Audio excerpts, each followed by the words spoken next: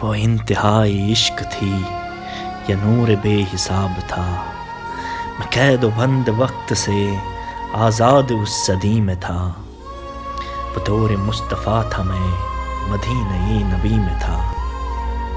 آنے والے دور کا ہے امتی گنہگار، ہند سے یہ ہے حضور ہے مگر سیاہ کار۔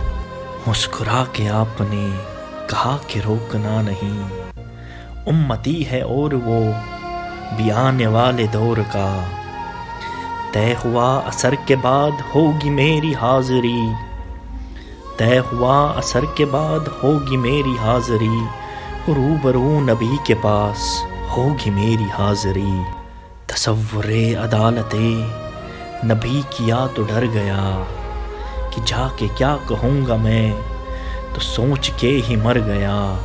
صحابی رسول نے کہا کہ بیٹھ جا یہاں، محفل حضور کے اصول سیکھ لے ذرا۔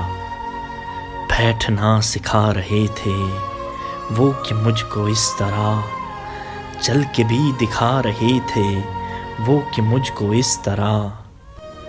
یہ بھی کہہ رہے تھے خام خاموں نہ کھولنا، بول کے بتا رہے تھے اس طرح سے بولنا۔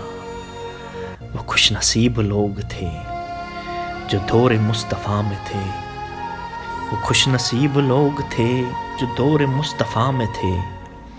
فضا بھی خوش نصیب تھی، زمین بھی خوش نصیب تھی، نیا نیا کھلا کھلا سا نیلا آسمان تھا، پرانی طرز پر بنے نئے نئے مکان تھے۔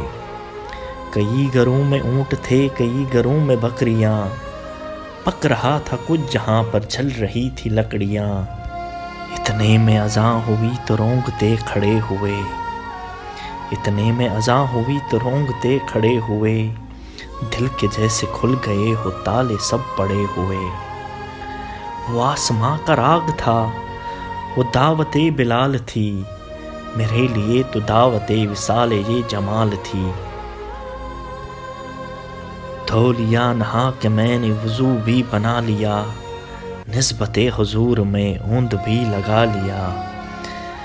گھر سے ہم نکل پڑے صحابی رسول کے، جا رہے تھے سب بھی سمت مسجد رسول کے۔ وہ دھڑکنیں عجیب تھی، وہ کپ کپی کمال تھی، کہ آنکھ اشک بار تھی سراپائی ملال تھی۔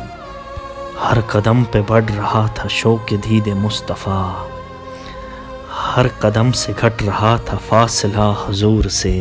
مسکرا کے دیکھ رہے تھے صحابہ کرام، جیسے کہ وہ جانتے تھے کون ہے یہ نوجوان۔ دیکھ کے صحابیوں کی پیاری پیاری داڑیاں، جانے کیسے رک گیا میں چوکٹے حضور پہ، کہ سنت رسول کے بغیر کیسے جاؤں گا، یہ نہ ہو کہ پھیر لے حضور چہرہ کمل۔ جیسے ہی بلا خیال میرے دل کو آ لیا، نسبت حضور میں چہرہ بھی سجا لیا۔